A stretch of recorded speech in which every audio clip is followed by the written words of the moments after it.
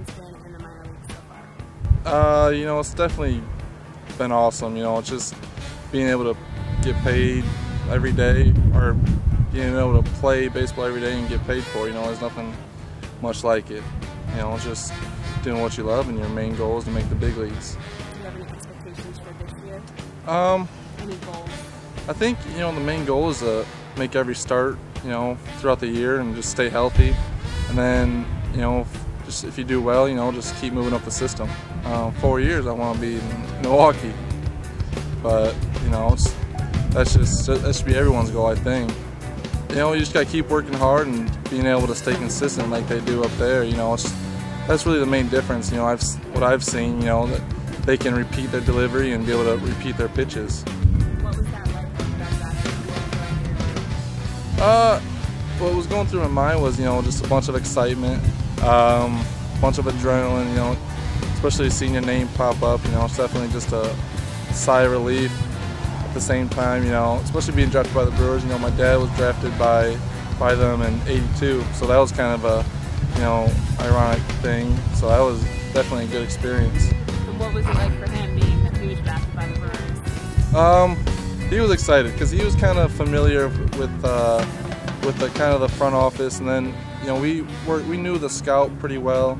We worked with him quite a bit, and it was just kind of an all-around good experience. And who are some of your role models as far as athletes that I try to be like Roger Clemens. You know, I like the way he carried himself throughout, you know, the game. I like the way he kind of competed against the other players. You know, he's kind of a bulldog on the mound, and that's what I try to be. where you're, you know, what keeps you grounded here as you're 21 years old? You just kind of keep your eyes on the main goal, really. Taking it day by day and just keeping an everyday routine, you know, whether you're going to do a workout or whether you're pitching that day, just keeping everything the same. I think that really kind of helps you throughout the season. And what are you looking forward to most this season? Enjoying the Florida weather. Last year, Wisconsin was a little chilly at this time, but really it's just kind of, you know, another year. I'm just trying to, you know, like I said, make it through the year healthy and progress through the system. You were in Major League Spring Training Camp this year. What was that like for you? Oh, it was an awesome experience. I like, you know, it's just awesome to be there and be able to listen in on what, you know, the future Hall of Fame Trevor Hoffman has to say, or, you know, the big all-stars, you know, Ryan Braun, Prince Fielder. You know, just seeing how they carry themselves around the clubhouse, on the field, you know, and off the field too. You know, it's definitely, you know, a learning experience. Kyle Smith has been the general manager of the Brevard County Manatees for the past 3 years. With the 2010 season now in full swing, let's learn a little bit more about the man behind the Manatees.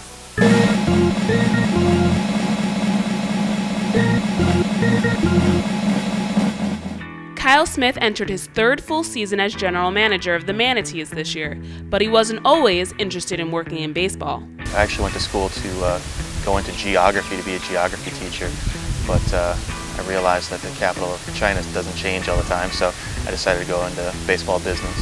So how did he get his start in baseball?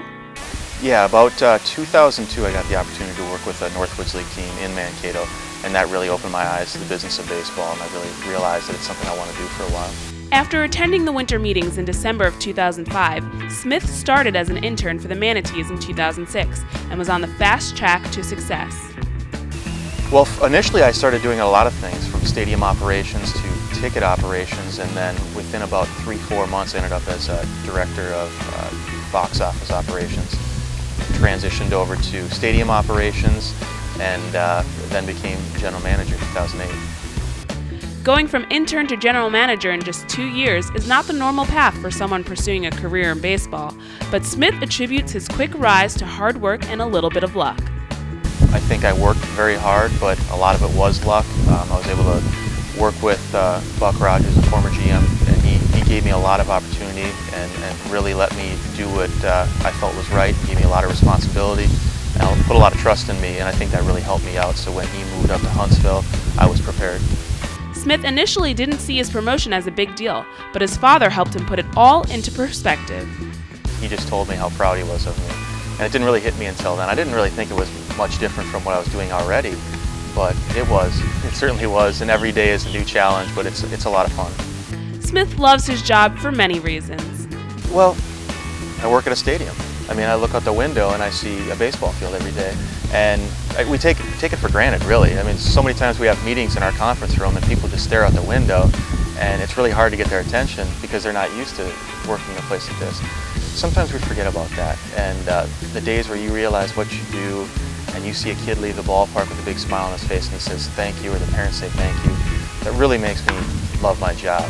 If there's one piece of advice that the young general manager would give to kids pursuing a career in baseball, it would be work hard. I mean, once you get the opportunity, it doesn't matter whether it's from Brevard, Long Island, or Spokane, Washington. You get the opportunity to take it. If you work hard, you're going to go somewhere. Because there's so many kids out there that are trying to get into baseball that if you don't work hard, they'll just find somebody else to do your job.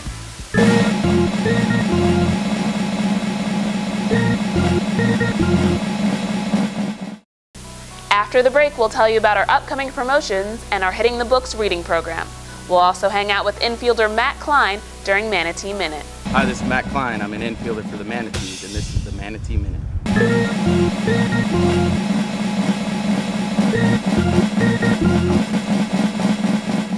My favorite song at this particular moment is 8 Second Ride by Jake Owen. When I'm not playing baseball, I like to go on the internet, go to the beach, hang out in California, and just watch baseball. My favorite food would be seafood. I don't eat any red meat, but I'm not a vegetarian. One of my closest friends on the team would probably be Anderson De La Rosa, because when I played here in 2008, he was also with me, and then in West Virginia, he was with me.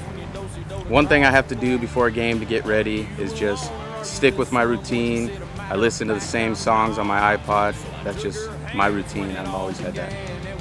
One song that really gets me pumped up before a game is I'll Be Missing You by P. Diddy and Faith Evans. During the 2010 season, the Manatees have tried to be actively involved in the community. This includes the inauguration of our reading program called Hitting the Books. We currently have 22,000 students enrolled in Hitting the Books.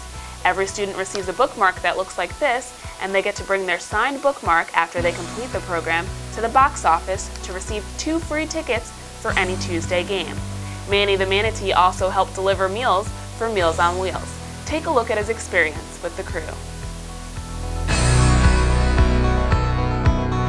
Meals on Wheels is part of Community Services Council. We're located in Brevard County, and we serve over 1,000 meals every day to homebound seniors all throughout Brevard County, all the way from Titusville and Mims all the way down to Mico and Barefoot Bay.